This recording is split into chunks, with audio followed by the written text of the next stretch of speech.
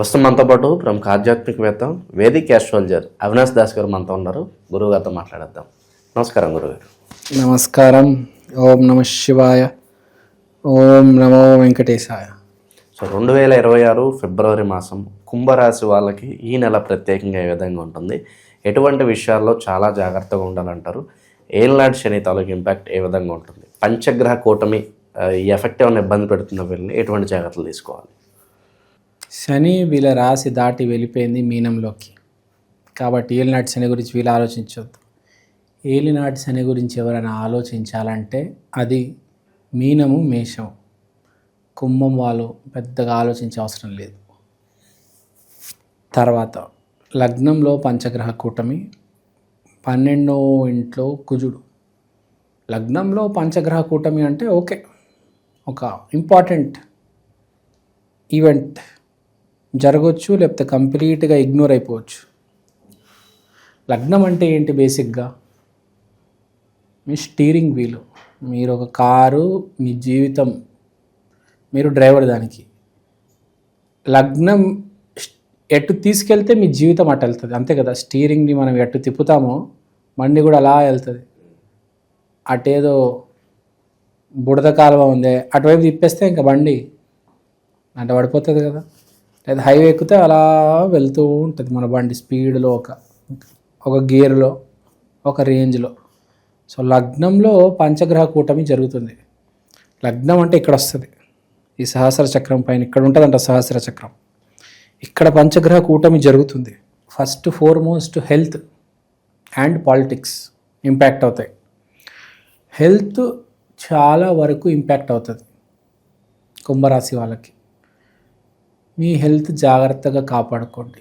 ఏదో పెళ్ళికి వెళ్ళి దొరికిందిలే కదా అని ఒక 1/4 కిలో స్వీట్ తింటే పొద్దున చుక్కలు కనిపిస్తాయి, గుర్తుపెట్టుకోండి. అంటే షుగర్ డౌను, షుగర్ పైకి అప్ అవ్వడం ఏదో జరుగుతుంది. తొందరపడి స్వీట్ తినవద్దు, తొందరపడి సాల్ట్ కూడా ఎక్కువ తినవద్దు. ఫిబ్రవరి మాసం ఆరోగ్య విషయంలో చాలా జాగ్రత్తగా ఉండాలి. బఫేలకి, స్వీట్ షాపులకి, చిప్స్, చకోడలు కొంచెం దూరం ఉంటే మంచిది. షుగర్, బీపీ ఫ్లక్చువేట్ అయ్యే ఛాన్స్ కనిపిస్తుంది. అది ఎక్కువ తక్కువ అవుతే మళ్ళీ హాస్పిటల్ జాయిన్ అవ్వాల్సి వస్తుంది. హాస్పిటల్లో బిల్లు అంబానీ కూడా కట్టలేడు, ఆడు కూడా భయపడతాడు.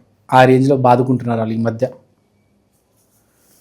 సో చెప్పే పాయింట్ ఏంటంటే ఆరోగ్యం జర జాగ్రత్త సుమ. కోర్స్ జాయిన్ ఆయన జాబ్ చేయాలి. జాబ్ చేయాలంటే ఏంటి? ముందు కోర్స్ చేయాలి. ఏ కోర్స్ చేస్తే బాగుంటుంది?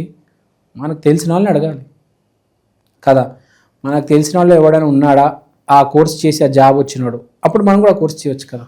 రేపు వాడు ఉన్నాడు కదా. సో ఇది సెల్ఫ్ మోటార్. మనం దాన్ని విశ్లేషించాలి బేసిక్గా. నీ చుట్టుపక్కల ఉన్న వాళ్ళు కరెక్ట్ అయితే నువ్వు కూడా కరెక్ట్ అవుతావు, నీ చుట్టుపక్కల ఉన్న రాంగ్ అయితే నువ్వు కూడా రాంగ్ అవుతావు కదా. సింపుల్ అబ్బా. నీ జీపీఎస్ కరెక్ట్ ఉంటే నువ్వు కరెక్ట్ ప్లేస్లోకి వెళ్తావు, నీ జీపీఎస్ తప్పు ఉంటే డైరెక్ట్ నీ కారు వెళ్ళి మురిలో పడుతుంది కదా, అవునా కదా. సో ఇప్పుడు చెప్పే పాయింట్ ఏంటంటే నీ ఆరోగ్యం చాలా ఇంపార్టెంట్. నీ జాబ్ గురించి చెప్పాను నేను. మీ చుట్టాల్లో ఎవరికైనా జాబ్ వచ్చిందంటే తెలుసుకొని వాడు ఏ కోర్స్ జాయిన్ అయ్యాడో ఆ కోర్స్ జాయిన్ అవ్వు. నీ వ్యాపారం సేమ్. మీ ఫ్రెండ్ సర్కిల్ ఎవరైనా వ్యాపారం మొదలెట్టాడా వాడి దగ్గరికి వెళ్ళి ఆ వ్యాపారం ఏంటో తెలుసుకొని మీ ఊరిలో నువ్వు కూడా మొదలుపెట్టు. సో మీ గర్ల్ ఫ్రెండ్ నీతోనే ఉందా, ప్రపంచం మొత్తానికి గర్ల్ ఫ్రెండ్ అది కూడా తెలుసుకో. సో ప్రతిదీ నీకే లింక్ అయి ఉంది. అంటే నువ్వు చేయాల్సింది ఏంటి? అందరితో టచ్లో ఉండాలి. తర్వాత వన్నెస్ ఇన్ ద ఫ్యామిలీ. మీ పిల్లలు ఏం చేస్తున్నారు, ఎవరితో తిరుగుతున్నారు, వాళ్ళ పేరెంట్స్ ఏంటి, వాళ్ళతో మీరు మాట్లాడడం, వాళ్ళతో కాంటాక్ట్లో ఉండడం చాలా ఇంపార్టెంట్. మీకు తెలియాలి కదా మీ పిల్లలు ఏం చేస్తున్నారని. బయట మీ పిల్లాడు ఎవడో ఇంటికి వెళ్తున్నాడండి, అక్కడ ఏం చేస్తున్నాడో మీకు తెలుసా? తెలుసుకోవాలి. వాళ్ళ పేరెంట్స్కి ఫోన్ చేయాలి. మావాడు వచ్చాడు కదండి, మావాడు ఎలా ఉన్నాడు, బాగా మాట్లాడుతున్నాడా, ఇద్దరు కలిసి చదువుకుంటున్నారా అడగాలి, తెలుసుకోవాలి. మీ పిల్లలు, మీ ఆరోగ్యం, మీరంటే ఏంటి? ఇప్పుడు మీరెవరు? మణికంఠ అంటే మీరు ఒక్కరు కాదు మణికంఠ. మీకు ఫాదర్ ఉంటారు, మీకు అమ్మాయి ఉంటుంది, మీకు బాస్ ఉంటారు, మీకు గురువు ఉంటారు, మీకు దైవం ఉంటారు. మీరు అందరికీ రెస్పాన్సిబుల్, సమాధానం చెప్పాలా లేదా? మీరు ఓన్లీ మణికంఠ అయితే కాదు కదా. మీరు ఓన్లీ మణికంఠ కాదు, మీ చుట్టూ 5 మంది ఉన్నారు. మీకు కనపడట్లేదు కానీ ఉన్నారా లేరా? సో కుంభరాశి వాళ్ళు మీ చుట్టూ ఒక ప్రతి మనిషికి చుట్టూ ఒక 5 మంది ఉంటారు. కనపడరు కానీ తిరుగుతూ ఉంటారు, వీడిని చూస్తూ ఉంటారు, వీడు వాళ్ళని చూస్తూ ఉంటాడు. దాన్ని ఎలక్ట్రోమాగ్నెటిక్ ఎనర్జీ అంటారు. మన ఎనర్జీస్ అనేవి ఒక సింక్ అయి ఉంటాయి. ఇప్పుడు ఎలక్ట్రాన్స్ న్యూక్లియస్ చుట్టూ ఎలా తిరుగుతూ ఉంటాయి కదా, ఒక 8 ఎలక్ట్రాన్స్ ఒక్క న్యూక్లియస్ చుట్టూ తిరుగుతూ ఉంటాయి కదా. అట్లా మీరు ఒక సెంటర్ అయితే మీ చుట్టూ ఒక 8 మంది 5 మంది 4 ఉంటారు. ఎప్పుడు వాళ్ళకి మీరు సెంటర్ ఆఫ్ అట్రాక్షన్. సో ఇప్పుడు పాయింట్ ఏంటంటే మీరేంటి, మీ చుట్టుపక్కల వాళ్ళు ఏంటి, వాళ్ళు ఏం చేస్తున్నారు, వాళ్ళ మంచి చెడు గురించి మీరు తెలుసుకోవాలి. ఎందుకంటే ఇండైరెక్ట్గా మీకే ఇంపాక్ట్ అవుతుంది కదా. ఇప్పుడు మీ నాన్నగారు ₹1,00,00,000 సంపాదించారండి, ఎవరికి ఇస్తారు? మీకే కదా. మనం 100 కోట్లు సంపాదించారు, తినేస్తారా? 100 కోట్లు తినగలుగుతారు ఎవరా? మీకే ఇస్తారు కదా. ఒక 60-70 కోట్లు ఆయన ఇస్తారు కదా, మా కొడుకు అంటారు కదా. సో అది పాయింట్. మీరు మీ వాళ్ళు ఏం చేస్తున్నారు తెలుసుకుంటే కాస్త మీకు మంచిది. అన్ని రకాలుగా వ్యాపార పరంగా కూడా, ఉద్యోగపరంగా 12వ ఇంట్లో కుజుడు హెల్ప్ చేస్తున్నాడు, పుష్ చేస్తున్నాడు మిమ్మల్ని, ఇవన్నీ చేయమని. కానీ మీరు నిద్రపోతున్నారు. మేల్కొని ఇవన్నీ తెలుసుకోండి. 7వ ఇంట్లో కేతువు, 5వ ఇంట్లో గురువుడు ఉన్నాడు అంటే విపరీతమైన అదృష్టం ఉంది. ఇప్పుడు దాకా చూసిన 11 రాశుల్లో మహా అష్ట ఐశ్వర్యాలు అదృష్టం ఉందంటే కుంభరాశికి ఫిబ్రవరి నెలలో వీలే. విపరీతమైన అదృష్టం ఉందండి. మకర రాశి మించి ఉంది కదా మీకు ఫిబ్రవరి నెలలో. ఓరు నాయను, చాలా బాగుంది కుంభరాశి వాళ్ళకి అదృష్టం విషయంలో. కానీ కష్టం మీరు ఎంత పడతారో అది నాకు తెలియదు. మీరు కష్టపడి అందరికీ ఫోన్లు చేసి అన్నీ కనుక్కొని అన్నీ జాయిన్ అయ్యి పాల్గొని ఇన్వెస్ట్ చేసి అప్పుడే కదా అదృష్టం తోడది. ఏం చేయకపోతే అదృష్టం అలా ఉండిపోద్ది కదా. ప్రయత్నం ఉండాలి, మినిమం ప్రయత్నం ఉండాలి కదా. ఫోన్ కాల్ అయినా చేయాలి కదా. అసలు నేను ఏం చేయనంటే ఎవరితో మాట్లాడిన రూమ్లో లాక్ వేసుకుని లైట్ ఆఫ్ చేసి దుప్పటి లోపల వెళ్ళిపోతానంటే ప్రయత్నం కొంచెం మినిమం ఉండాలి. అప్పుడే కదా మ్యాక్సిమం రిజల్ట్ వచ్చేది. సో బేసిక్గా ఇదనమాట అదృష్టం. విపరీతంగా 5వ ఇంట్లో గురువు, 7వ ఇంట్లో కేతు అంటే అసలు ఓహో అష్టైశ్వర్యాలు. చిన్నది ఏది చేసినా బాగా కలిసి వస్తుంది నెల. ఇప్పుడు మనం రెమెడీస్, జాతకాలు బాగాలేని వాళ్ళ గురించి మాట్లాడదాం. సో కుంభరాశి కొంచెం జాతకం బాగాలేని వాళ్ళు, అది కాకుండా కుంభరాశిలో ఉన్న 30 కోట్ల మంది, మీరు ఏం చేస్తారంటే, కుంభం అంటే బేసిక్గా మనం ఏమంటారు, కుంభస్థలం అంటే దేన్ని అంటారు? ఇక్కడ అంటారు కదా. శివరాత్రి రోజు మీరు అక్కడ నంది ఉంటుందా, నంది కుంభస్థలం మీద, తర్వాత కాళ్ళకి కొంచెం, మోకాలు కొంచెం కింద ఆశీర్వాదం తీసుకోండి. ఇక్కడ ఇంకా మోకాలు కాస్త కొంచెం కింద, అరికాళ్ళకి మోకాలకి మధ్యలో, అక్కడ ఇంకా ఇక్కడ శివాలయంలో ఉండే నంది ఆశీర్వాదం తీసుకోండి. ఇంకా శివుడు ఎదురుగా నంది కాకుండా గుడిలో ఆవు ఉంటాయి, ఆవు, ఆ ఎద్దు, ఆ వృషభం, దాని ఆశీర్వాదం తీసుకోవడం పరమశ్రేష్టం.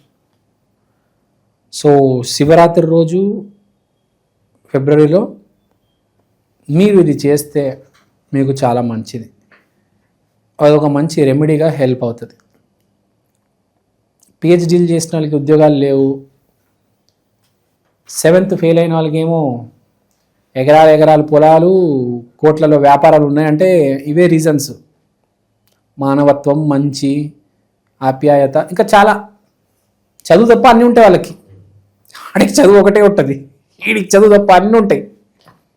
ఆడి చదువే ప్రపంచం అనుకుంటాడు, బయటకు వచ్చాక తెలుస్తుంది చదువు కాకుండా ఇంకా 1,00,000 ఉన్నాయని. సో బేసిక్గా కుంభరాశి వాళ్ళకి ఇది పరిస్థితి. శివరాత్రి రోజు వెళ్ళి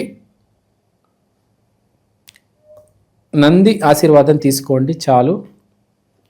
మీకు అంతా బాగుంది, నో నీడ్ టు వరీ. ఏమైనా మీరు డొనేట్ చేద్దాం అనుకుంటే ఒకవేళ మీరు డొనేట్ చేయాల్సిన వస్తువు ఏంటంటే పాలు కూడా డైరెక్ట్ మీరు వేయాలి, పంతులు వేయడం కాదు, మీరు శివలింగం మీద వేయాలి. ఓన్లీ కుంభరాశి వాళ్ళకి లగ్నంలో పంచగ్రహ కూటమి జరుగుతుంది కాబట్టి ఏదో ఒకటి చేసి శివలింగం మీద చిన్నదో పెద్దదో ఏదో ఒకటి మీరు మీ చేతుల్లారా డైరెక్ట్ పాలాభిషేకం చేయాలి, పంతుల చేత కాదు. అది గుర్తుపెట్టుకోండి. ఆ చెంబు పంతులకి ఇస్తే పంతులు వేయడం కాదు, మీరు వెయ్యాలి, అది గుర్తుపెట్టుకోండి. ఆ చెట్టు కింద చిన్న శివలింగం ఉంటుంది, దానికి వేసినా పర్లేదు, ఆ గర్భగుడిలోనే వేయాలని లేదు. పర్మిషన్ ఇస్తే వెయ్యండి, లేదంటే చెట్టు కింద చిన్న శివలింగం ఏంటంటే దానికి వేయండి. ఏదైనా శివలింగం ఒకటే, దేవుడు ఒకటే. ఆ గుడిలో గర్భగుడిలో ఉన్న ఆ శివలింగమే లోనే శివుడు లేడు, ప్రతి చోట ఉన్నాడు. చీమలో ఉన్నాడు, మనిషిలోనే ఉన్నాడు, అది గుర్తుపెట్టుకోండి. చెట్టులో పుట్టలో ప్రతి చోట ఉన్నాడు. ఇవాళ నేను మీకోసం ఈ ప్రత్యేకమైన వస్తువు తీసుకొచ్చాను.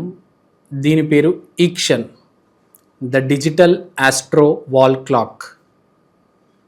ఈ గడియారంలో మీరు తిథి, వారం, నక్షత్రం, దాంతో పాటు దేవుడు బొమ్మలు, ప్రత్యక్ష సమయం చూడవచ్చు.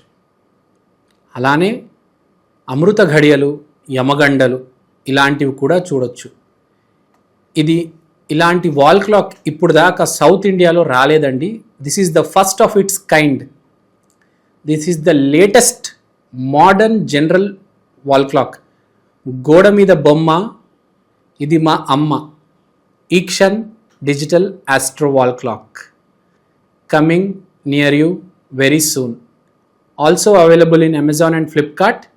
కిందున్న నంబర్కి ఫోన్ చేయండి. థ్యాంక్ యూ అండి, థ్యాంక్ యూ సో మచ్. మీరు వాట్సాప్ చేసినా పర్లేదు. మాసం ప్రత్యేకంగా ఏ విధంగా ఉంటుంది, ఎటువంటి జాగ్రత్తలు తీసుకోవాలి, మంచి విశ్లేషణ అందించారు. ధన్యవాదాలు సార్. ధన్యవాదాలు.